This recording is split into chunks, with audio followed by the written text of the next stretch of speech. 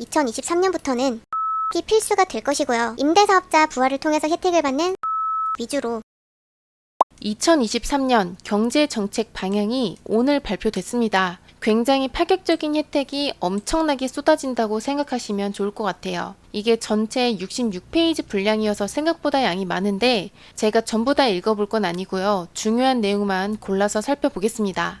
목차의 순서만 봐도 대략 보여요. 안정이나 회복, 활력과 개선과 같은 이런 단어들이 보이는데 2023년은 정확하게 완화 정책이 쏟아지는 해가 될 것입니다. 가장 먼저 살펴볼 부분은 바로 다주택자 취득세예요. 지난번에 문정부에서는 부동산 정책을 약 28번이나 발표를 했었는데 대부분 규제와 강화를 했죠. 그 중에서도 강력한 규제 중에 하나가 바로 이 취득세였는데 이번에 윤 정부에 들어서면서 크게 완화하려고 합니다. 그런데 애초에 문정부가 취득세를 왜 규제를 했었냐면 그 당시에 코로나19가 창궐하면서 엄청난 양의 현금 유동성이 시중에 풀렸잖아요. 그러면서 금리가 0%대로 떨어지고 초저금리의 경제를 맞았었습니다. 이로 인해서 현금 가치가 떨어짐과 동시에 아파트 가치가 순식간에 상승을 해서 다주택자들의 재산이 엄청나게 불어났어요. 다주택의 개인뿐만이 아니라 법인에서도 많이 움직여서 막대한 재산을 쌓았습니다. 이렇게 쓸어 담으니까 시장에는 매물이 없어지죠. 이 상황에서 매물까지 없으니까 부동산 가격이 계속 올라갔고 집값이 가파르게 상승하니까 어떻게 됐겠습니까? 이와 같이 프레임이 씌워졌어요. 다주택자는 나쁜 놈들이다. 법인은 투기꾼들이고 그래서 이 사람들이 아파트 값을 다 올려놨다 이거예요. 그래서 문정부가 이 상황에서 벗어나기 위해서 생각한 것 중에 하나가 바로 취득세 규제입니다. 지금 1주택자는 1에서 3%죠. 2주택자는 8%입니다. 3주택 이상과 법인은 12%로 강력하게 묶어버렸어요. 그 결과 10억짜리 아파트를 산다고 할 때 1주택자는 3천만 원 내면 되지만 3주택자 이상이나 또는 법인이라면 취득세만 해도 1억 2천만 원이 나가는 거죠. 이것처럼 다주택자가 더 이상 집을 사지 못하도록 한 것이고 다주택자는 종부세 중과 양도세 중과 이것들을 받는 상황에서 취득세 12%까지 내라고 하니까 이제 안 사는 거예요. 그래서 그동안은 1주택자의 실소유자만 주택 매수가 가능했죠.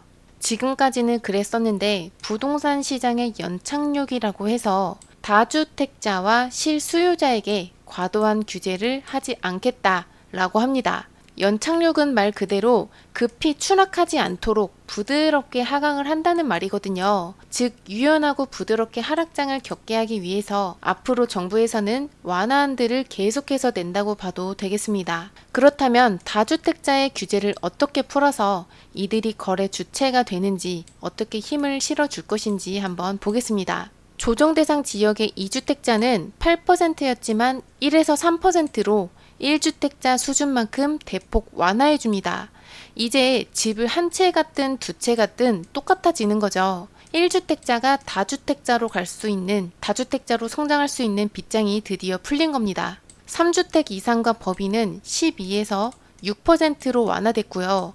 비조정 대상 지역은 3주택이 4%, 4주택 이상은 6%로 줄어들었습니다. 다만 이 방안은 법률 개정 사항이기 때문에 여당의 의견만으로는 할 수 없어요. 현재 다수당인 야당의 찬성이 있어야 통과할 수 있거든요. 그래서 이 취득세 완화를 두고 야당의 의견이 궁금해지는데요. 보시면 아시겠지만 역시나 반대를 하고 있는 그런 입장입니다. 그래서 이렇게 계속 반대를 하면 법의 개정이 쉽지는 않아 보이죠. 그런데 그럼에도 현재 정부의 방향성은 너무나도 선명하게 완화를 가리키고 있기 때문에 취득세 중과는 결국 폐지될 거라고 판단하고 있습니다. 그리고 양도세 중과 배제 부분도 있는데요. 양도세는 2024년 5월까지 연장이 됩니다. 그리고 다음은 분양권과 주택 입주권, 양도세율 부분인데 이것을 20년 이전의 수준으로 환원한다고 합니다. 솔직히 그동안 양도세를 너무 심하게 걷어간 건 맞거든요. 1년 미만의 분양권을 매도하면 70%나 떼어갔는데 이건 투기 수요를 잡겠다는 명목으로 이렇게 가져간 거였죠.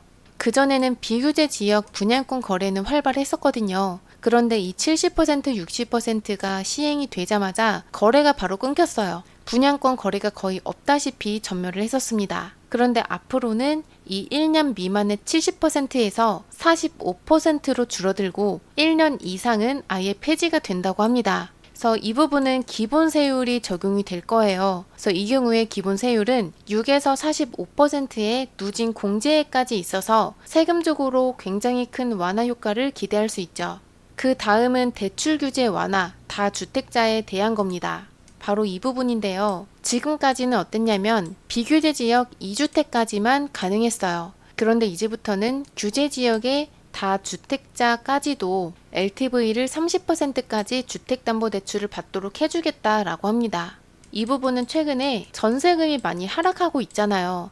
그렇기 때문에 집주인이 이 전세금을 못 돌려주는 상황이 꽤 빈번하게 일어나고 있는데요. LTV 30%까지 풀리게 되면 전세금 반환 목적으로 이 주담대를 활용할 수 있습니다. 반면에 다주택자 분들은 이미 DSR을 꽉 채웠을 가능성이 높기 때문에 실효성은 크진 않을 거예요. 그리고 이 아래부터는 규제 지역과 분양가 상한제에 대한 내용이 나오고 있습니다. 이 부분도 굉장히 중요한 내용이에요. 규제 지역을 연초에 추가 해제하겠다. 그리고 민간택지 분양가 상한제 적용 지역도 조정하겠다라고 합니다. 그렇다면 현재 규제 지역은 어디가 남았죠? 서울 전 지역과 과천과 성남, 하남과 광명 이렇게 묶여있는 상황인데 2023년 초에 대거 해제할 거라고 예고하고 있습니다. 이 중에서도 서울은 특히 좀 더 오래 걸릴 줄 알았는데 예상보다 빠르게 진행을 하고 있어요. 하지만 여기서도 강남 3구라든지 용산만큼은 내년 초에는 풀리진 않고 시간이 꽤나 소요될 듯 합니다. 다만 이 외의 지역들은 규제 지역 해제의 영향이 꽤나 크게 작용을 할 거예요. 그 중에서도 생각해 볼 수 있는 게 오피스텔이 있죠. 오피스텔은 조정 대상 지역에 100세대 이상이 넘어가면 전매 제한이 걸렸거든요. 그런데 규제 지역이 풀림에 따라서 전매가 가능해집니다. 그렇지만 아직은 이 전매 수요가 많지는 않을 거예요.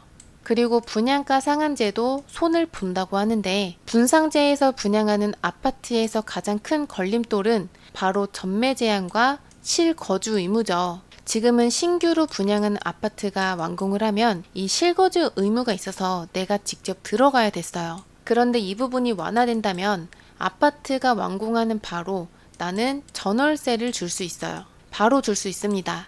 또 전매 제한도 있어서 길게는 10년 동안 매도를 할 수 없었는데 이 부분도 과도하다고 생각을 해서 5년 전에 합리적인 수준으로 돌려주겠다는 겁니다. 예를 들어서 둔촌 주공의 경우를 보면은 일반 분양권들은 실거주 의무 때문에 전월세를 주지 못했어요. 하지만 여기서 완화가 되면 전매 제한의 8년이 풀리고 바로 전월세도 가능해서 투자 목적으로도 접근할 수 있게 됩니다. 그리고 이 아래로는 특례보금자리론이나 재건축 완화 내용이 나오는데요. 이 부분들은 자세히 유튜브 영상으로 따로 안내를 드렸었기 때문에 그 영상들을 참고하시면 될 것 같습니다. 영상 링크는 고정 댓글에 남겨놓겠습니다. 그리고 이 아래를 보면 제가 여러 영상에서 많이 언급을 했었던 임대사업자 내용이 드디어 나오게 됩니다. 이게 다양한 세제 혜택이 굉장히 많이 있는 만큼 저를 포함해서 전국의 투자자분들이 기다리셨던 바로 그 내용이에요. 그래서 어떤 내용이 나왔는가를 한번 보자면 기존에는 59제곱미터까지만 적용될 것으로 예상했었던 임대사업자가 85제곱미터 이하까지로 범위가 좀 더 확대됐어요. 현재는 취득세의 혜택이 오피스텔이나 빌라 같은 비주택에 대해서만 있거든요. 그런데 이제는 아파트에 대해서도 취득세를 완화해 주겠다는 겁니다. 60제곱미터 이하는 85에서 100%를 감면해주고 60에서 85제곱미터까지는 50%를 감면해 주는데요. 그런데 여기에서 작은 글씨를 한번 보면 60에서 85제곱미터의 사업자는 20호 이상을 임대해야지 50%라도 감면을 해준다. 그래서 결과적으로 30평대의 아파트는 취득세 감면이 현실적으로 어렵다는 걸 우리는 알 수 있습니다. 그래서 이 말을 다르게 해석을 한다면 30평대 중대형 아파트들 말고 59제곱미터까지의 소형 아파트들을 임대 아파트로서 적극적으로 활용을 해라. 그러면 내가 취득세를 확 다 깎아줄게 라고 하는 거고, 이 정도로 취득세를 대폭 감면해 주는 걸로 봐서는 이제는 투자에 있어서 흐름이 이렇게 갔다면 조금은 이렇게 달라질 겁니다. 그래서 이게 어떤 말이냐면 이제는 대형 면적의 시대가 아니라 소형 면적의 시대가 다시 찾아온다는 걸 의미합니다. 이제부터는 똘똘한 한 채보다 소형의 여러 채가 더 합리적인 투자가 된다는 거죠. 그리고 여기서 좀 더 살펴볼 게 가액이에요. 주택 가격이 수도권에서는 6억 이하의 아파트를 찾기가 워낙 힘들잖아요. 그런데 의무 임대 기간을 15년까지 장기로 등록을 할 경우에는 수도권은 9억까지, 비수도권은 6억 원 이하까지 요건을 대폭 완화해 주기로 했습니다. 그래도 기존의 6억보다는 수도권의 9억이라고 하면 경기는 물론이고 서울에서도 적용받을 수 있는 곳이 꽤나 많이 생기는 거죠. 그런데 여기에서 여러분들께서도 아셔야 되는 부분이 있어요. 이 15년이라는 시간이 절대 짧은 게 아니잖아요. 그래서 지금 등록을 한다고 해도 2038년은 돼야지 되는 거거든요. 그래서 이게 꽤나 긴 시간이어서 일반 아파트보다는 더 긴 시간을 필요로 하는 재개발이나 재건축에서 더 활용도가 높을 것입니다. 그리고 조정 대상 지역의 안에서 임대사업자를 등록할 때 양도세 중과 배제를 받고 또 종부세 합산 배제가 됩니다. 그리고 법인도 임대사업자를 등록을 할 때 양도세가 추가 과세되던 것이 배제됩니다. 그래서 결과적으로 예를 들어서 내가 9억에 59제곱미터의 아파트에다가 임대사업자를 등록을 한다고 하면은 취득세에서 85%를 감면을 받죠. 또 종부세에서는 합산 배제가 되고 양도세도 중과 배제가 됩니다. 그래서 이것은 즉 주택이 없는 것과 동일한 세제 효과를 볼 수 있는 거예요. 결국 이렇게 세금을 내지 않는 만큼 내 투자 수익률은 더 높아진다는 것을 의미하죠.